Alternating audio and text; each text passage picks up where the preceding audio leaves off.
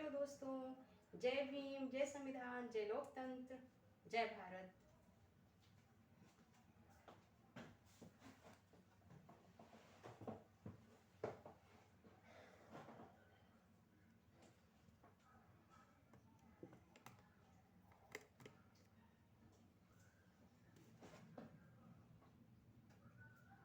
तो दोस्तों, आप लोग कैसे हैं? मैं आशा करती हूँ आप लोग ठीक ही होंगे। और हाँ, आज मैं पढ़ूंगी कॉन्स्टिट्यूशंस आर्टिकल 371 ए हिंदी में। कल मैंने पढ़ा था इंग्लिश में, तो आज मैं पढ़ती हूँ हिंदी में 371 का नागालैंड राज्य के संबंध में विशेष उपबंध। हिंदी में तो हालांकि पढ़ ही चुकी हूँ, पर लेकिन समझाने के लिए, बट आप लोगों को समझाने के लिए हिंदी में भी पढ़ना ज़रूरी है, क्योंकि अधिकतर जो पॉपुलेशन है वो हिंदी में बोलती है, हिंदी में समझती है। लाइक महाराष्ट्र और लाइक मध्य प्रदेश, यूपी, राजस्थान और हिंदी भाषी जो भी स्टेट्स हैं।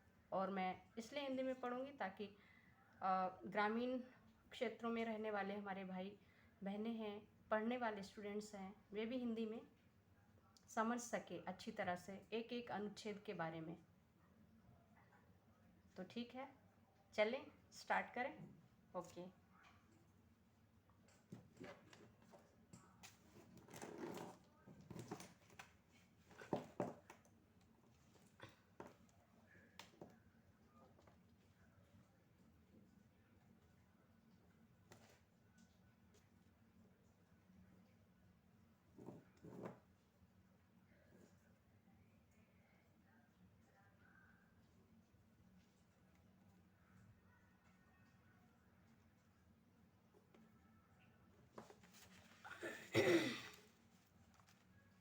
सॉरी।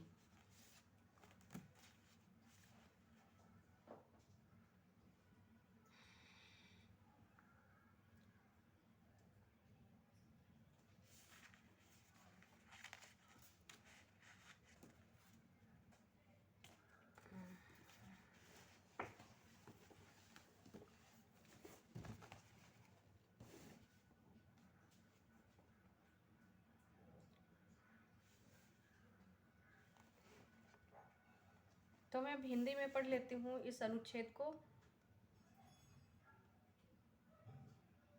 संविधान का अनुच्छेद 371 का नागालैंड राज्य के संबंध में विशेष उपबंध।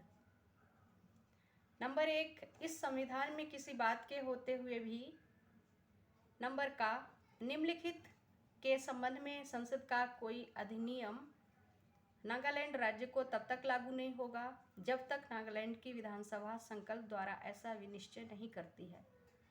अर्थात नंबर 1, नागाओं की धार्मिक या सामाजिक प्रथाएं। नंबर 2, नागा रूढ़िजन्य विधि और प्रक्रिया। नंबर 3, सिविल और दंडिक न्याय प्रशासन जहां विनिश्चय नागा रूढ़िजन विधि के अनुसार होने हैं। नंबर 5, भूमि और उसके संबंधित संपत्ति स्रोतों का स्वामित्व और अंतरण। नंबर खा, नागालैंड के राज्यपाल का नागालैंड राज्य में विधि और व्यवस्था के संबंध में तब तक विशेष उत्तरदायित्व रहेगा जब तक उस राज्य के निर्माण के ठीक पहले नागा पहाड़ी, त्युएनसांग जैसे क्षेत्र में विद्यमान आंतरिक अशांति उसकी राय में उसमें या उसके किसी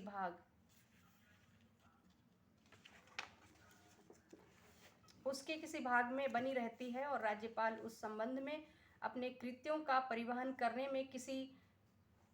करने में की जाने वाली कार्यवाही के बारे में अपने व्यक्तिगत निर्णय का प्रयोग मंत्रिपरिषद से परामर्श करने के पश्चात करेगा। परंतु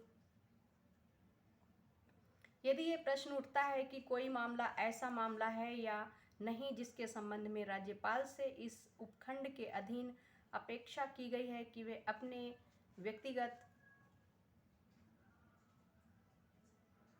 निर्णय का प्रयोग करके कार्य करे, जो राज्यपाल का अपने विवेक से किया गया विनिश्चय अंतिम होगा और राज्यपाल द्वारा की गई किसी बात की विधि मान्यता इस आधार पर प्रश्नगत नहीं की जाएगी कि उसे अपने व्यक्तिगत निर्णय का प्रयोग करके कार्य करना चाहिए था या नहीं, परंतु यह और कि यदि राज्यपाल से प्रतिवेदन मिलने पर या अन्यथा राष्ट्रपति का यह समाधान हो जाता है कि अब यह आवश्यक नहीं है कि नागालैंड राज्य में विधि और व्यवस्था के संबंध में राज्यपाल का विशेष उत्तरदायित्व रहे, तो वह आदेश द्वारा निर्देश दे सकेगा कि राज्यपाल का ऐसा उत्तरदायित्व उस तारीख से नहीं रहेगा जो आदेश में विनिर्दिष्ट की जाए। नंबर गा, अनुदान की किसी मांग के संबंध में अपनी सिफारिश करने में नागालैंड का राज्यपाल यह सुनिश्चित करेगा कि किसी विनिर्दिष्ट सेवा या प्रयोजन के लिए भारत की संचित निधि में से भारत सरकार द्वारा दिया गया कोई धन उस सेवा या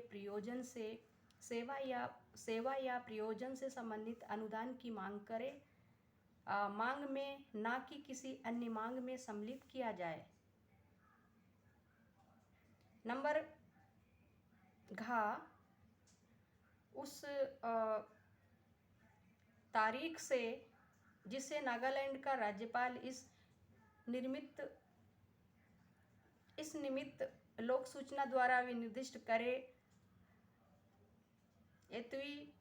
एतुइनसांग जिले के लिए एक प्रादेशिक परिषद स्थापित की जाएगी जो 35 सदस्यों से मिलकर बनेगी और राज्यपाल निम्नलिखित बातों का उपबंध करने के लिए नियम अपने विवेक से बनाएगा, अर्थात नंबर 1, प्रादेशिक परिषद की संरचना और वह रीति जिससे प्रादेशिक परिषद के सदस्य चुने जाएंगे, परंतु एतुइनसांग जिले का उपायुक्त प्रादेशिक परिषद का पदेन अध्यक्ष होगा और प्रादेशिक परिषद का उपाध्यक्ष उसके सदस्यों द्वारा अपने में से निर्वाचित किया जाएगा।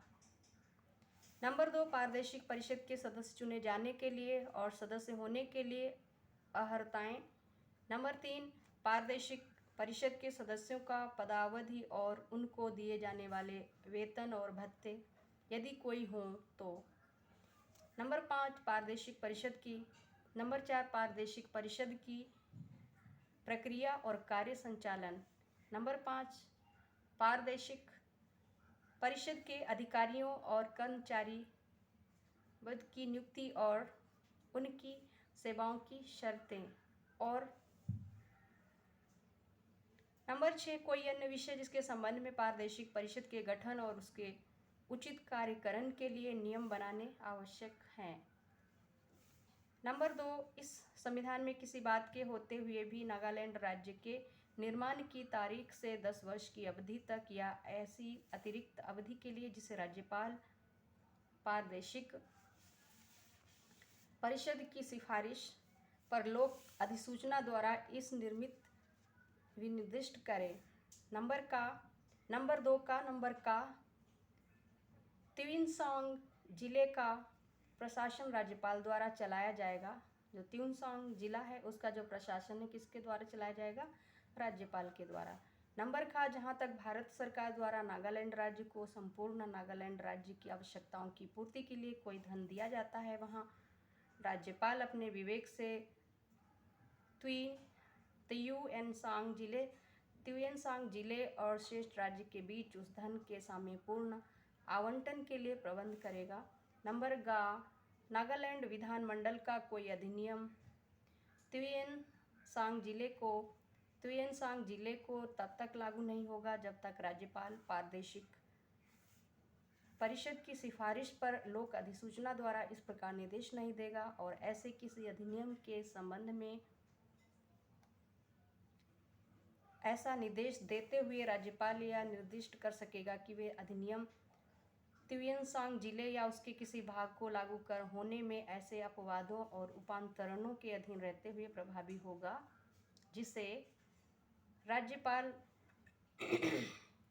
जिन्हें राज्यपाल प्रादेशिक परिषद की सिफारिश पर विनिर्दिष्ट करे।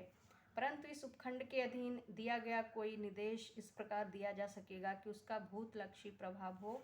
नंबर घ, राज्यपाल त्युइनसांग जिले की शांति, उन्नति, सुशासन के लिए विनियमन बना सकेगा और इस प्रकार बनाए गए विनियमन उस जिले को तत्समय लागू संसद के किसी अधिनियम या किसी अन्य विधि या यदि आवश्यक हो तो भूतलक्षी प्रभाव से निरसन या संशोधन कर सकेंगे।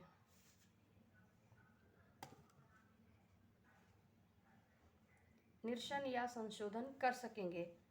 नंबर घ, राज्यपाल त्युइनसांग जिले की शांति, उन्नति, सुशासन के लिए विनियमन बना सकेगा और इस प्रकार बनाए गए विनियमन और उस जिले को तत्समय लागू संसद के किसी अधिनियम या किसी अन्य विधि का यदि आवश्यक हो तो भूतलक्षी प्रभाव से निरसन या संशोधन कर सकेंगे। नंबर एक, वहाँ का नंबर एक, नागालैंड राज्य। नागालैंड विधानसभा में त्युइनसांग जिले का प्रतिनिधित्व करने वाले सदस्यों में से एक सदस्य को राज्यपाल मुख्यमंत्री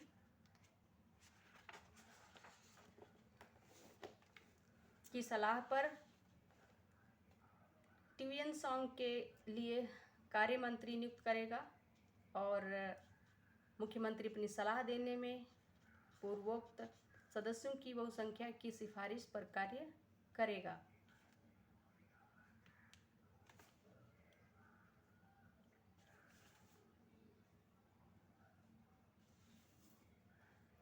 नंबर दो, त्युइनसांग का कार्य मंत्री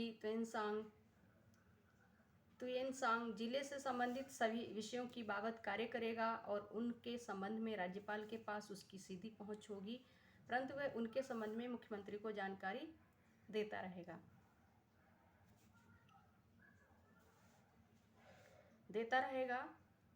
नंबर 4, इस खंड के पूर्वगामी उपबंधों में किसी बात के होते हुए भी त्युइनसांग जिले से संबंधित सभी विषयों पर अंतिम जो फैसला होगा वो राज्यपाल अपने विवेक से करेगा। नंबर 6, अनुच्छेद 54 और अनुच्छेद 55 में तथा अनुच्छेद 80 के खंड 4 में राज्य की विधानसभा के निर्वाचित सदस्यों के या ऐसे प्रत्येक सदस्य के प्रतिनिर्देशों के अंतर्गत इस अनुच्छेद के अधीन स्थापित प्रादेशिक परिषद द्वारा निर्वाचित नागालैंड विधानसभा के सदस्यों या सदस्य के प्रतिनिर्देश होंगे। नंबर जा, अनुच्छेद 170 में नंबर 1 खंड 1 में नागालैंड विधानसभा के संबंध में इस प्रकार प्रभावी होना मानो 60 शब्द के स्थान पर 46 शब्द रख दिया गया हो। नंबर 2, उक्त खंड में उस राज्य में प्रादेशिक निर्वाचन क्षेत्रों से प्रत्यक्ष निर्वाचन के प्रतिनिर्देश के अंतर्गत इस अनुच्छेद के अधीन स्थापित प्रादेशिक परिषद के सदस्यों द्वारा निर्वाचन होगा। नंबर 3, खंड 2 और खंड 3 में प्रादेशिक निर्वाचन क्षेत्रों के प्रतिनिर्देश से कोहिमा और मोकोकचुंग जिलों में प्रशासनिक निर्वाचन क्षेत्रों के प्रतिनिर्देश अभिप्रेत होंगे। नंबर 3,